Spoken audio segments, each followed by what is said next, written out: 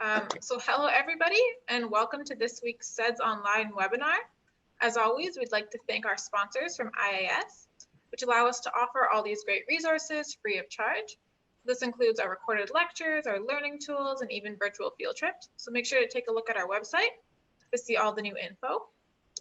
Today's lecture is by Dr. Giovanni Coletti, who's a research fellow at the University of Milano Bicocca in Milan, Italy. He got his bachelor's degree at Genoa University, his master's and PhD degrees from Milano Bicocca University. Giovanni has an interest in environmental controls on Cenozoic carbonate factories, with particular attention to coralline red algae, large benthic foraminifera, and barnacles, in order to provide detailed palaeoenvironmental reconstructions, with long-term research goals of shedding light on the large-scale dynamics of shelf environments, to understand why certain assemblages prevailed during certain periods of the Cenozoic, and what is going to occur in the shallow seas in the near future. So let's welcome Dr. Giovanni and let's get ready for a great talk. So welcome to today's talk, which is going to be about Coralline algae and the Miocene. So the first two questions are going to be why Coralline algae and why using them for Miocene carbonates. The first question has a very pretty simple answer because they are really common. You have coralline algae from the equator to the poles, from deep water to shallow water.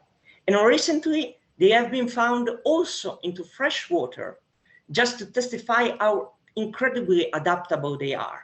They can basically go into most of the environment, and you're going to find a large number of species on each available surface within the photic zone of the seas of all the world. So they are really one of the most common protagonists of carbonate production in the recent and in the Cenozoic. But they are not simply common. They can provide you a lot of information. Their morphology actually is strongly controlled by the environmental condition around them. Just to have an example, if you have a surface stable in a low sedimentation rate environment, you can develop proper coralline algal bioconstruction. On the other hand, if you have soft bottom substrates, you can create rhodoliths, and the shape of these nodules is going to be strongly related to the environmental energy. So the more current you have, the more spherical these nodules are going to become. And probably, and most importantly for the purpose of this talk, they are very useful to reconstruct water depth in the past. This is going to be the main subject of our talk. And although you have coralline algae in both deep and shallow water, at species level, they display clear environmental preferences. You have shallow water species, deep water species. But if you move at higher taxonomic level, at genus level, you still can see very clear pattern with shallow water genera and deep water, intermediate water genera. Going further above, at order level, you can still have a lot of information because you have the corallinales, coralline algae, the red ones, that are more shallow than the aparidiales, the blue ones. The third major group, the one of the sporolithales, has a more complex pattern. So we will discuss it later. But anyway, even at high taxonomic level, you can retrieve a lot of information. So the other point would be why in the Miocene? Well, although you have calcareous algae throughout most of Phanerozoic record in shallow water seas, in the neritic settings, it is in the Cenozoic that you start having a real lot of coralline algae, and especially in the Miocene. In particular, in the middle Miocene, there is an interval in which coralline algal dominated facies replace both coral and large benthic foraminifera dominated patches. And this period of global dominance by Coralline algae has been related to large-scale oceanographic event, namely the Monterey event and the Middle Miocene climatic transition, which is the turning point of Cenozoic climatic history, in which we change from the warm Paleogene to the much cooler late Neogene. So during the Miocene, we really have Coralline algae as the protagonist, and understanding them allows us to understand this crucial point in the environmental history of our planet. So, a lot of positive things, a lot of information, very important for the Miocene. But why, so commonly, you do not find detail about the taxonomic composition of Coralline algae? Why you simply see Coralline algal abundance, yes, rhodoliths, and so on? The point is that their taxonomy is very complex. Coralline algae can present very different morphology, and you can have, for example, algae with extremely similar morphology belonging to two different groups, and vice versa, you can have the same algae displaying very different shapes. Recent analysis and fossil analysis have shown that vegetative anatomy, meaning the shape of the cells that compose the algae, are very, very useless. They cannot help you a lot in separating various species. And really, DNA analysis showed that most of morphological characters are not useful for separating species. So how can we work with this? How can we work around? Because we cannot use DNA analysis on fossil material. It doesn't work, not on very old fossil material. Well, what we can use is the reproductive anatomy. Coralline algae display reproductive cavities in which they store their spores, and the morphology of these cavities can allows you to separate Coralline algae in three major groups. Corallinales, which are the algae characterized by uniporate conceptacles, Aparidiales, that have multiporate conceptacles, and Sporolithales, which have sporangi. These three major categories are a very broad division. It's not perfect. There are problems with it, but still it's a very easy to do division, because even without a lot of training, you can separate this thing. I mean, they are very different. And therefore, you are able to, by using this very simple division, you are able to process a lot of data and making very few mistakes. Surely, there are a lot of useful other characters, but these require a lot more training. And if the specimen is not perfectly preserved, you are not going to have a lot of these, while these ones are very stable. So the drawback of this approach, of course, is that you're lacking precision. One way to offset this drawback is to increase your precision in quantification. What you will normally do is taking a look at the section and more or less guess which algae are the most abundant.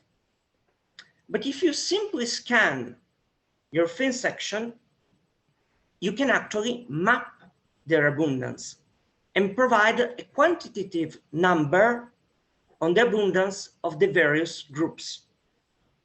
This approach is more practical than point counting, because with point counting, you are going to underestimate very thin and small specimen, or otherwise you are going to do a lot of points. So with this approach, you can do a lot of section very fast, and quantity as a quality of its own. Furthermore, and probably most importantly, you have a number. And with this number about the abundance, you can compare different layers in the same outcrop, different areas, different time periods. So you can really start doing large-scale comparison.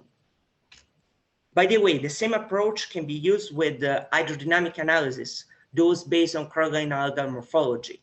You stick to a simple classification and you compare a lot of data together. So it's an approach of looking at a lot of data and being very simple.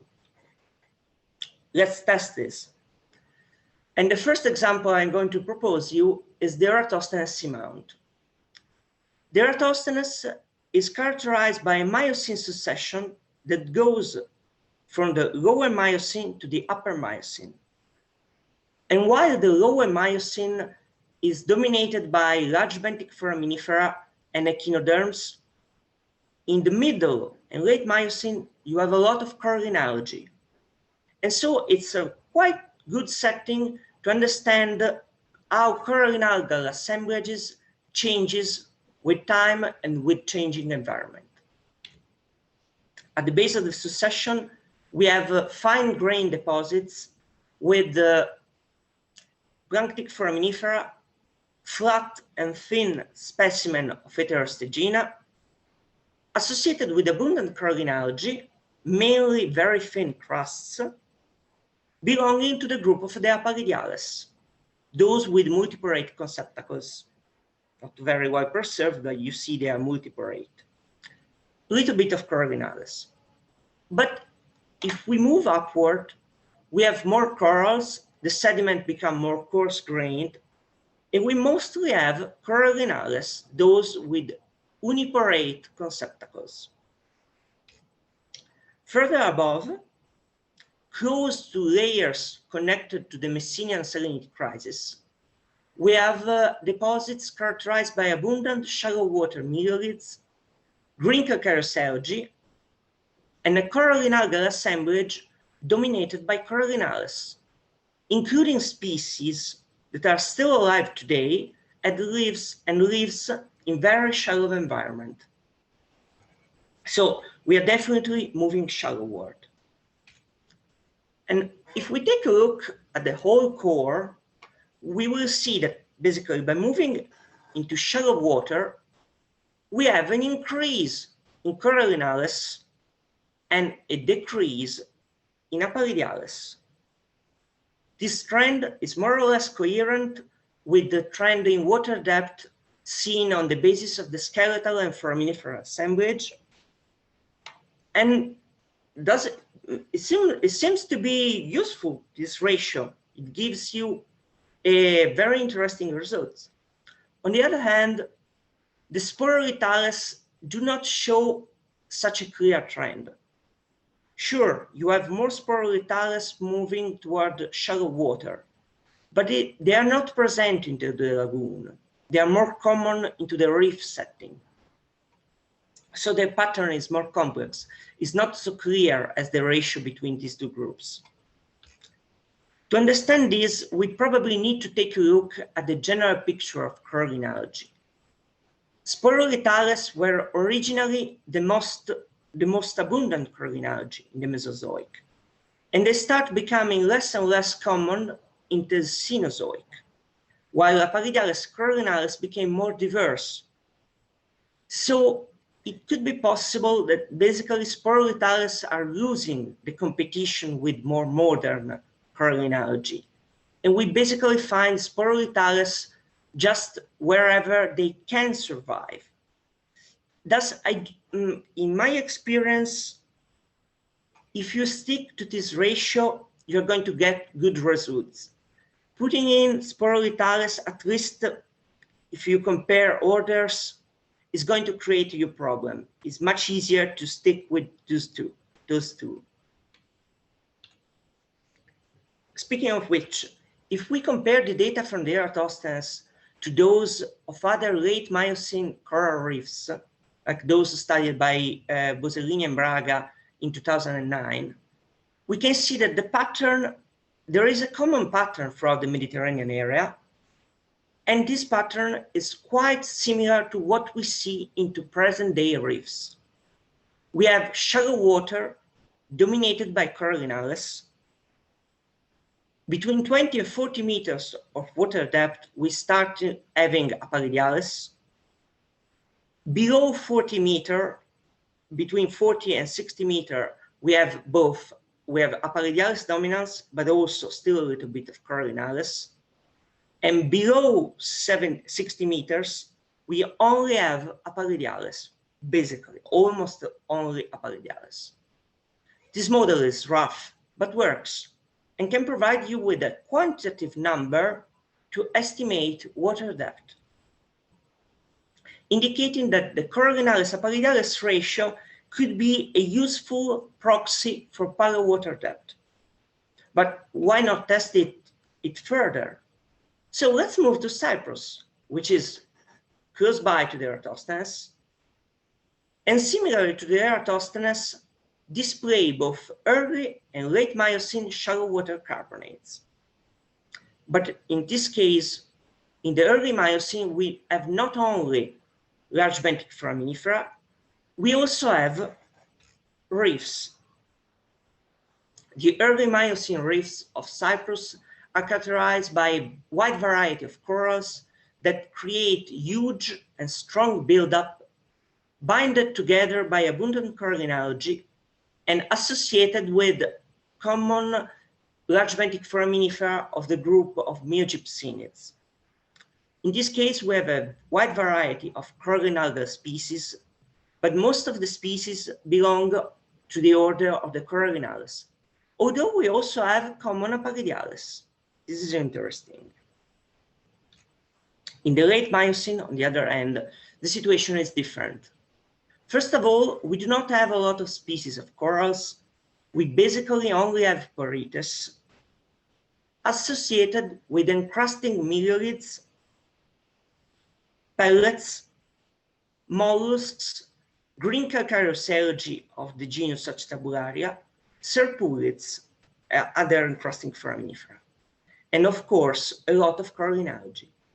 In this case, once again, very few species, all of which belong to the order of the Corallinales. And similar to the Eratosthenes, we have very shallow water species like Lithophyllum dentatum. Furthermore, in the late Miocene, we also have very well developed back reef and fore reef facies. And while in the back reef, we almost entirely have miliarids and articulated Corallinales, in the fore reef, we have benthic foraminifera, planktic foraminifera, and a lot of coralline algae, especially aparidiales. But let's go to the numbers. This is the result of a huge amount of point counting, like 60,000 points, a lot of area counting for foraminifera, and the surface quantification for coralline algae. And let's focus for a moment on the late Miocene. We have the coral reef facies, in which we have corals, and from the foraminifera point of view, we have miliarids, both free-living and encrusting, and we do not have a lot of planktic foraminifera. So from the point of view of the foraminiferal assemblage and the skeletal assemblage, we are in shallow water. And actually, Corallinales dominates. In the fore reef facies, we do not have corals. The foraminiferal assemblage is dominated by rotalids. We have less miliarids and more planktic foraminifera. So it should be deeper, and actually, we have more aparidiales. So the Eratosthenes model more or less works. If we take a look at the early Miocene interval, well, we see that we have a lot of corals, so it should be shallow. Miogipsinids, which are similar to present-day Baculogipsina, so once again shallow. No planktic foraminifera, once again shallow. And actually, we have Corallinales dominance, so it works. But there are also a lot of aparidiales, and this marks a huge difference with the late Miocene reef. Of course, Coralline algal assemblages is not the only difference between early and late Miocene reef. The two systems are very different because in the early Miocene, we have a lot of species diversity, both for corals, Coralline algae, and foraminifera, while in the late Miocene, we have few species of corals, few species of algae, few species of foraminifera. Furthermore, while the early Miocene reefs were basically large patches, in the late Miocene, we have fringing reefs. With not such a complex framework, they are also dominated by this encrusting poritus. So these two systems are very different. And the reason behind this difference is actually very difficult to guess, because there are not so many data sets similar to those of Cyprus. So it is difficult to understand if corals have changed or if Coralline algae have changed. But it is necessary to stress that the hypothesis that coral reef changed throughout the Miocene has already been proposed once by Pomar and Alloc in 2007. This author proposed that during the Miocene, reef changed dramatically, moving from the deep part of the photic zone to the shallow part, and changed from being small mounds to becoming proper reef like those we know today. And although the dataset from Cyprus do not support such a large change, it definitely indicates that something happened. At the moment, it is still impossible to tell what was this thing because we do not have other comparison. But definitely, this dataset, strongly based on the amount of material, amount of fossils, indicate that something changed. One hypothesis could be that nutrient influence changed the thing. As you would probably know, the more nutrients, and basically the more phosphates and the more nitrates you have in the water column, the more plankton you have. The more plankton, the more turbid the water becomes. And consequently, you can have deep water species moving into shallow water, because in shallow water there is not light anymore, there is very limited light, while groups that require a lot of light are going to disappear entirely. This could be a possibility. However, these kind of changes, like for example in the Galapagos, nowadays it's occurring something like this, are generally paralleled by an increase in heterotrophic suspension feeder, like bryozoans and barnacles, which become more and more abundant the more nutrients you have. And in the case of Cyprus, we do not have evidence toward this. There are not so many heterotrophic suspension feeder in neither early or late Miocene. So probably it was not nutrients, at least it was not a major cause. But this indicates that nutrients can mess up with our model. So let's take a final look to an environment with abundant nutrients. So let's move into the Western Mediterranean, into the Sommiere Basin, which was a sub-basin of the Alpine Morass Basin. This narrow seaway was characterized by strong tidal current, which were able to mix the whole water column, allowing abundant nutrients to be present even into shallow water. Furthermore, this basin was landlocked, so there was a lot of runoff from nearby lands, differently from what we have in Cyprus and the Eratosthenes, which are isolated from the continent. So this was probably a nutrient-rich environment. Within the Sommiere Basin, we recognize different units that can be connected to two depositional sequences. And in this analysis, in the analysis of the Sommiere Basin, I focalized on the lower unit, because in this unit, we have a clear deepening upward trend with this transgressive system tract. and it is quite easy to recognize this trend based on the outcrops. Substantially at the very base, you have conglomerates. Moving upward, you find limestone rich in rock fragment, very coarse grained.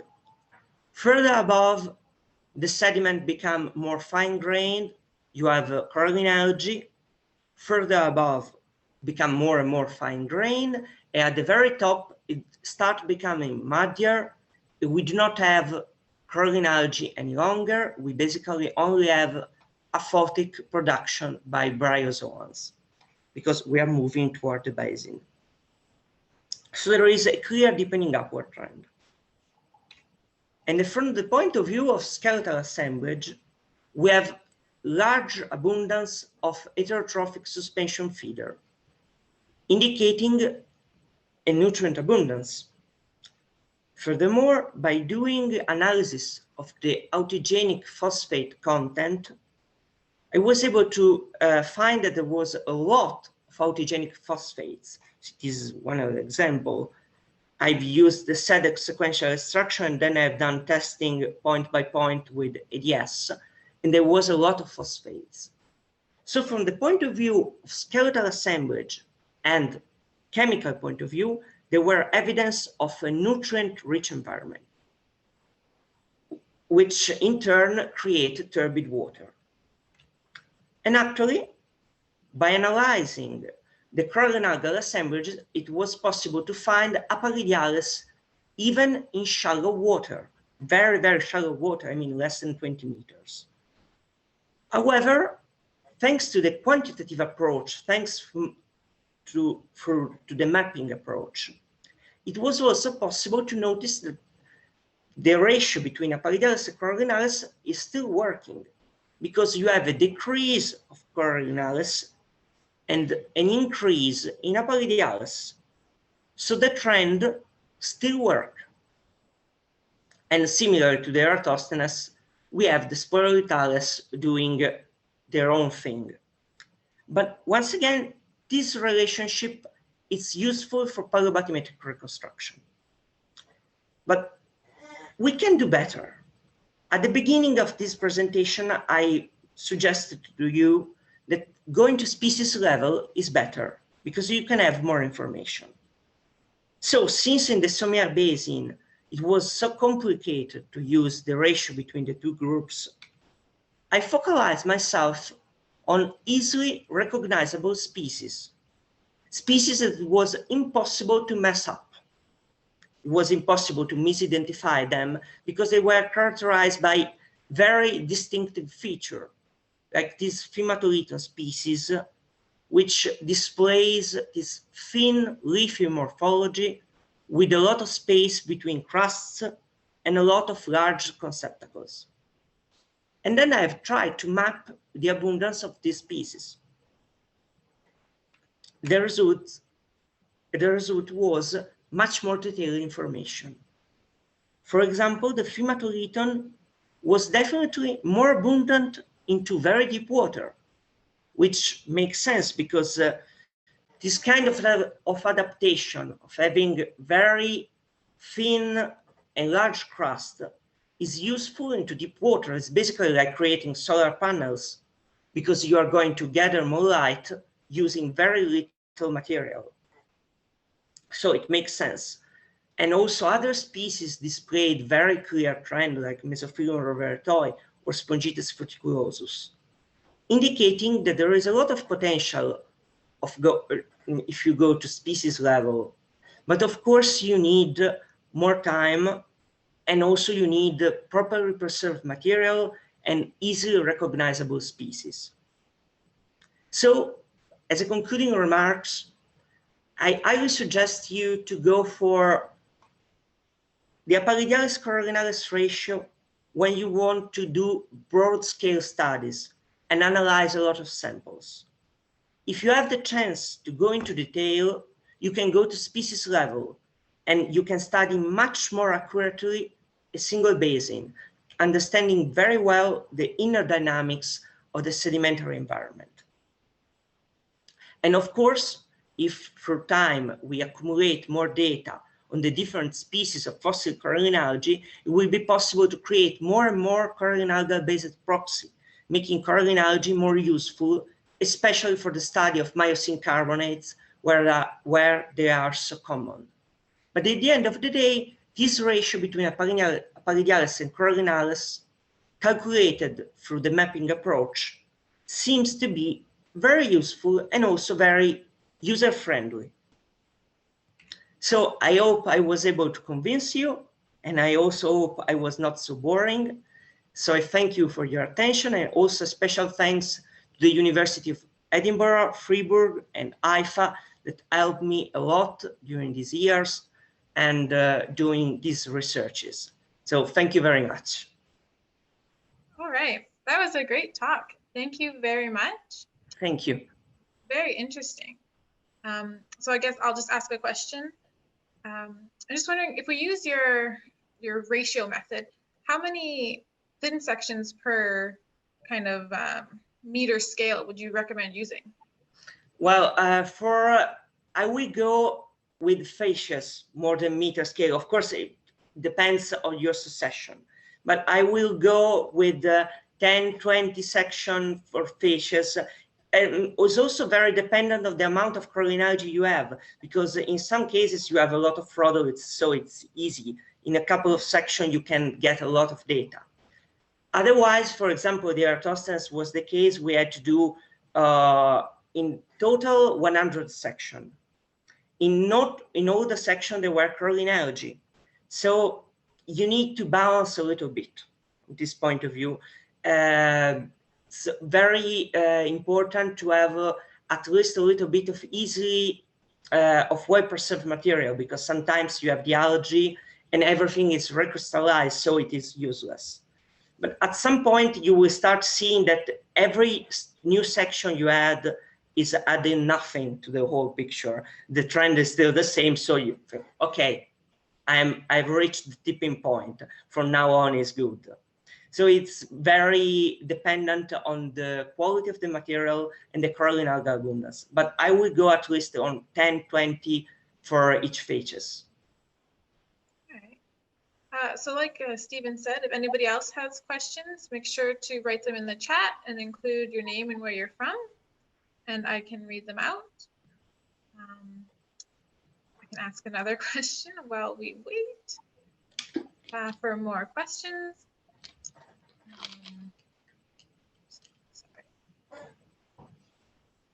So between the three areas that you studied, do you think that they're like they're globally applicable as well? Well, that's a good question. This is what I'm trying to answer. On a general scale, Pomar and co-authors really found there are two papers very important, the 2007 one and the 2017 one. They found that this kind of pattern with on the Cenozoic scale, you have basically large benthic foraminifera in the Eocene, corals, large benthic in the Oligocene, coralline algae in the Miocene, and proper reef in the late Miocene. On the scale of the Mediterranean basin, more or less it works. Also, there are evidence that things are not so different in South America, but there are not so many data about. The point is that without having quantitative data, we can just stick to the description. So it is very, it's just an opinion. I mean, it's a strong opinion. It's based on a lot of observation, but we cannot properly compare 1 and 2. So I think it is global, except possibly the fact that late Miocene reefs are, in the Mediterranean area, you have late Miocene reef always consisting of a couple of coral species. And this seems to be a peculiarity of the Mediterranean area, probably connected to the basin restriction and so on. But on a general scale, the global pattern of Eocene with foraminifera, Oligocene with corals, and coralline algae in the Miocene seems to be more or less general. All right, thank you. So we have our first question from Mohammed at the University of Naples in Italy. Can coralline algae help us interpret sequence stratigraphy? Well, it can help, since they can help you providing an independent, new way, not a new way, but they can give you numbers about water depth. You can find really the sequences, because you can create a water depth curve based on the Coralline aparidalis ratio, and you can actually see if there are many sequences. You have another method that you can add to the study of the skeletal assemblage and the foraminiferal assemblage to find if there are evidence of shallowing upward and deepening upward, and so of the presence of various sequences. So they can be very useful in this regard. Okay. Next question is from Nora from Hungary. She says, thank you for the talk. Do you take care about pH of the water?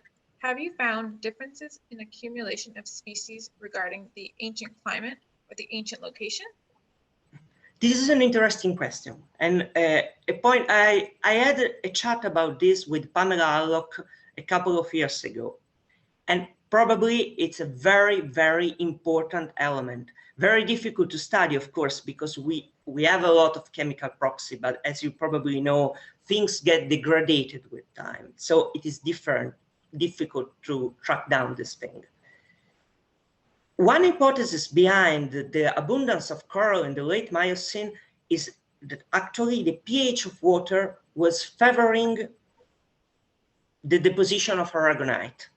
The combination of pH and salinity was favoring the deposition of aragonite, and actually you have everywhere, not everywhere, but in a lot of places, these myelid-rich patches, coral-rich patches. I've seen also material from Lampedusa, for example, that is identical to the one of the Eratosthenes, to the one of Cyprus. So most likely pH is going to be, it's one of the major control, especially in the Mediterranean area where you have a restriction. But it is very difficult to track it, to track down pH. And I do not think that coralline algae in this regard are very useful, because they are high magnesium calcite, and so they are very easily dissolved, or at least change from the chemical point of view throughout diagenesis. All right, our next question is from Stephen in Wales. We often hear about coralline algae and depth. Would it be more helpful to talk in terms of position in the photic zone rather than the term depth? Absolutely, yes. This was the point of the whole nutrient-rich, nutrient-poor environment. Yes, it would be fantastic. The point is that we have even less way to track nutrients. So at the moment, I just have a couple of data. The idea would be to create a three-way classification with nutrient abundance and Coralline aparidalis ratio. In this way, we will be able to track down which amount of which we have on the basis of the light availability. Because at the end of the day, it's not like that coralline algae are influenced by water depth. They are influenced by the amount of light you have at the sea floor. This is the major controlling factor. So if you have turbid water, they simply can go upward. And this is an absolutely right question. But this is just the early stages, because I do not have a lot of data in this regard. I'm trying to accumulate more and more in order to get down to the problem. Perfect. The next question is from Nazmi in Malaysia. How would high clastic input impact the coralline algae distribution? Oh, another nice question that should be definitely also asked to our host, that is probably one of the best experts on the effect of clastic input. Well, it depends on the size of the material you're bringing in.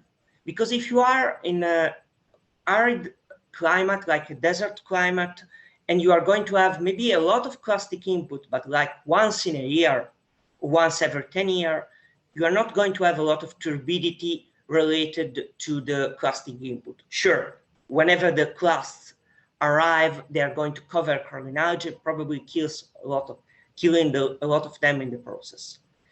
On the other hand, if you move into a humid climate in which you have a constant supply of clastic material, things can get different because you have constantly high sedimentation rate, and so the water can become turbid, and coralline algae need to adapt. At the end of the day, they are the second most adaptable group. In order, the coral are among the major carbonate producers of the Cenozoic, corals are the least adaptable. Then you have coralline algae, and finally you have large benthic foraminifera, which are able to move substantially, so they can escape. Even at this point, it is complicated. I'm presently studying Eocene material, and there you can see that there are differences compared to the Miocene. Probably coralline algae became more adaptable in this regard during the Miocene because they have more species substantially, and they become really adaptable. In the Miocene, you can find them even when you have a high clastic input. And this is something we see even in modern oceans. Probably in the Eocene was slightly different, but still very adaptable. The next question is from Christina in Ruth, University of Rockham. Great talk. I would like to ask whether there are obvious species changes, like your research in the shallower environments, such as a carbonate gentle slope within 10 meters. The example I have presented so far are not fantastic from the point of view of large-scale geometry, because sometimes, especially the French example, was characterized by poor outcrops. I was basically only able to work in quarries. Furthermore, I'm more like of a micropaleontologist, so large-scale geometries sometimes are beyond my ability to comprehend. But in this regard, you can have a very gentle slope, even in a couple of meters, a couple of tens of meters. One of the best paper, in my opinion, on the subject is Benizek et al. 2007 on the Sedini carbonate platform in Sardinia. You see this is a a middle Miocene carbonate, early to middle Miocene carbonate succession. You have the reef, then rhodolite-rich clinobeds, and then the basin. And the whole outcrop is like 500 meters in scale, so it's not so large. And you still have a lot of slope. So the difference from the geometrical point of view can be large. This is why in Cyprus, the data you have seen are a collage of different outcrops, because if you focus just on a single outcrop, you might end up maybe seeing the peculiarity of the locality. So you need to spread out if you are going to do micropaleontological analysis, because otherwise you are really controlled by the geometry. I hope I was able to answer the question, but this is not particularly my field. All right. Have you identified any potential symbiotes to each of the algae species? A symbiotic organism of the algae. Oh, this is an interesting question, because there is a little bit of literature on algae dwelling within algae, foraminifera dwelling within algae, and finally barnacles dwelling within algae. It is very complicated. You need to have extremely well preserved fossil, because otherwise you might see in some relationship, but sometimes it's complicated. It was interesting. One of the slides of the slide of the Eratosthenes of Cyprus, there was this titanoderma crust. There was making like an Ouroboros, a snake that eats its own tail, and that is probably evidence of symbiosis, or better, of epibiosis. That coralline algae was most definitely growing over a small fleshy algae that we lost through time. So sometimes when you have exceptional findings like that one, you can say that it was a relationship with maybe they were growing other algae, or there was sometime growing to them, something growing inside them. But most of the time it's really difficult, I think. Our next question is from Marcel in Germany. Nice talk. Are coralline algae susceptible to Terragneous sediment input? Are they found in the same quantities in carbonate and in mixed Sensoclastic carbonate rocks?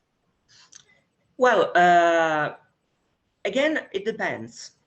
For what I think for the moment I've analyzed two data sets, mine and the one presented in Lockyer et al. 2009. And you can see that in the Miocene, you can find coralline algae quite abundant up until like 70% of Sensoclastic material, and you can find them even close to 90, but there is just a little bit of them. In the Eocene, the range is more restricted. They seem to be more affected by Sensoclastic input, but they are still very adaptable. In the modern, you can also find mixed sequences with a lot of coralline algae. And especially in the Pleistocene and Pliocene of Italy, you have mixed succession with a lot of Sensoclastic material and a lot of coralline algae. So I think that through time, probably they changed a little bit. They become more adaptable, but they were very adaptable to begin with. So you probably are going to find a little less of coralline algae in Sensoclastic rich material, but just a little bit. They are very tolerant. Very interesting. Next question is from Kate in El Paso. You mentioned CRA has been documented in lacustrine settings. Can you give us a reference for that? And what is the settings for these lakes? Oh, yes, in freshwater rivers. The reference I show you, I will go back a little bit to the presentation and I will show you the reference, was in the first slide. Okay, this is it. Zulevich et al. 2006. But you just need to search on Google Scholar freshwater coralline algae, and you will find it is the first record is from scientific report. The setting was extremely interesting because it was a river. It is a river in Croatia. Basically, this river during the last glacial maximum, it was separated into the last interglacial, was characterized by a lot of salty lakes. And in these lakes, probably these algae evolved to be able to live into fresh water. So it is a very fast evolution. An interesting point is that these waters are rich in carbonate. So probably they are able to live there because there is a lot of calcium carbonate in the water that drain Mesozoic limestones. And so they are able to survive in this setting that is normally not suitable to calcareous producing organisms. And they reproduce by colonizing freshwater snails. So it's beyond fantastic. Oh, by the way, I was telling about, sorry. Yes. This one was the algae I was talking about before. This was definitely growing over something.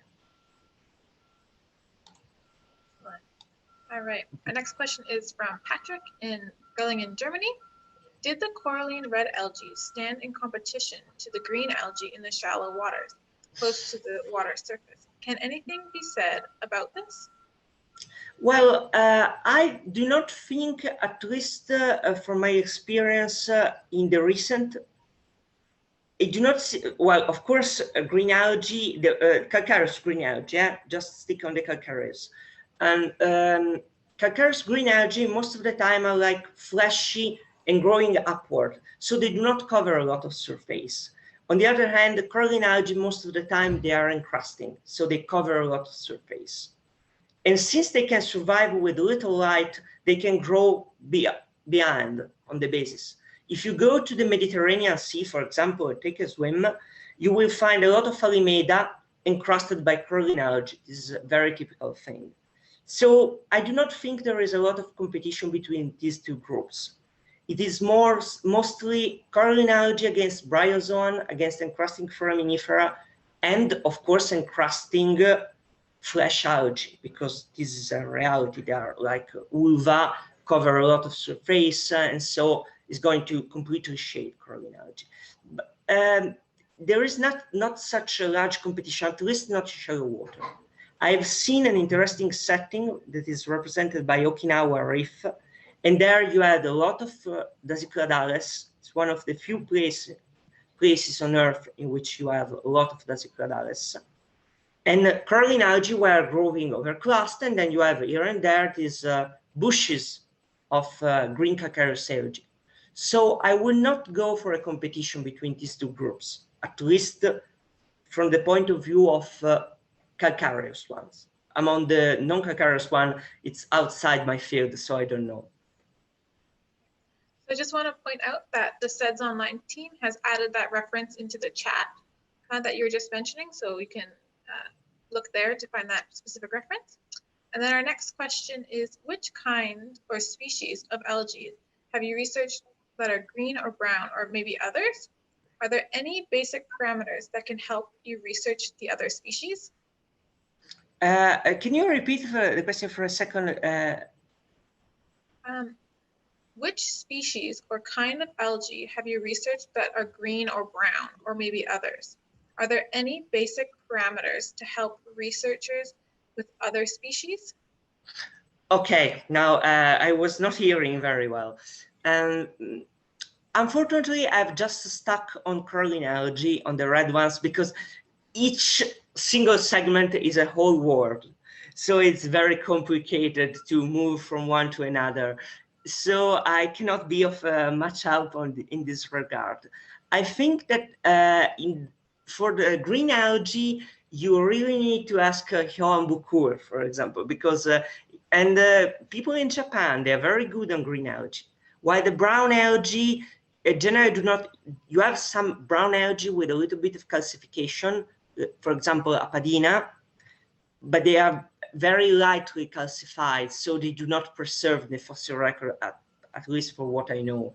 So if you want to focus on other algae rather than Coraline, I suggest you to ask someone else. Unfortunately, I'm not the right guy. The next question is from Stephen again. It's a cheeky question, he says. Have you looked at Coraline algae abundances in proximity to volcanic vents in terms of the ability to handle acidification and potential ability to tolerate ocean acidification? Not yet, actually, not yet, but there are very interesting studies being made in Italy, because we have in southern Italy these volcanic vents in shallow water near Ischia, and they are doing this kind of experiment to understand if in the near future acidification is going to impact on Coraline algae. And I think it could be very interesting, although they are too adaptable. I think that nothing can kill them. But this is just, I have a soft spot for Coraline algae too, so. All right, so any last minute questions? Just put them in the chat before we wrap things up. Here's a long one, just one second.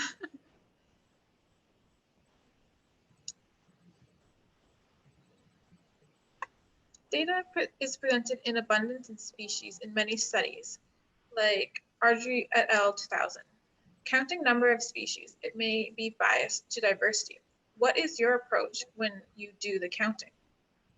To do the counting, since it is a very broad scale approach, it is focused on just on the area covered.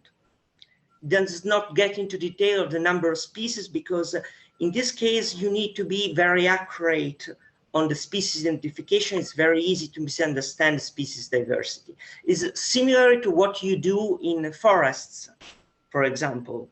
And you go from a satellite, from an helicopter, and you see how many trees cover a certain pattern. Since basically algae, like every plant, if left alone, try to cover as much surface as possible. It would be very interesting to combine the two things, because, for example, you have algae like Lithoporella or Titanoderma that usually do very thin crusts. So you might underestimate their importance. And above all, this approach ends up completely overlooking biodiversity. The point is that to do properly biodiversity, we need a better taxonomy of Coralline algae. At the current moment, when you focus on species level taxonomy, you end up being unable to classify a lot of things. And since the taxonomy, by the way, is changing at an astonishing rapid pace, when I was preparing my first paper, I started working on that in 2013. And by 2015, the classification was changed 3 times. So if you go to species diversity, you're going to enter a territory of nightmares at the moment. But of course, the more we study, the more we can understand how to make this taxonomy practical. And thus we can approach the other large problem that is species diversity, which can have probably huge answer, because the diversity of species is strongly related to how a group fits with changing climate, with changing environment, and will allow us to understand how these algae have coped with the changing environment through time. So it is something absolutely necessary, but it's not the way this approach was thought. It was more concerned about the abundance, because the point was to be simple. Right. It was pointed that for people that do not work with taxonomy of Coralline algae, to everyone basically. All right, we'll do one more question. This is from Stan in Poland. I like your talk very much. Thank you. What conditions are necessary to get rhodoliths and not mare only? Another interesting question. What we have seen now that mare is more common at temperate and high latitudes, but actually you can find mare-like things in most of the Cenozoics from the late Eocene onward. There is a very beautiful paper in this regard by Nebelsic et al. 2005 on the facies dynamics of Eocene circumalpine carbonates, and this paper show you that you have mare-looking facies already in the late Eocene and in tropical settings. It is probably related to a combination of sedimentation rate and hydrodynamics. But we need also to take into account that not all Coralline algae species are able to create mare. Others are just going to create crusts. And so they are not going to create branches, they are going to create rhodoliths no matter what. So this is a tricky question, because it's a combination of which species you have and the hydrodynamic condition. I think in this regard, we need to look at modern setting above everything else, in which we can have a proper classification. We can see in which parameter we have mare and which other placement we have rhodolith beds. I think if he is from Poland, he have a lot of experience with Litavac and these Miocene carbonate facies rich in Coralline algae, which are very common in the Paratatis realm. And those are dominated by mare. And they were probably connected to a tropical environment. So it was something slightly different that we do not properly understood at 100% now. At least not me. I would like to work on it. All right. So thank you, Giovanni, for an amazing talk. And thanks everybody for viewing. Make sure to check in next week for our seminar at the regular time, 4 p.m. UK, when Amanda Owen will be talking about fluvial models. So hope to see all of you then. Bye-bye. Thank you very much to all of you.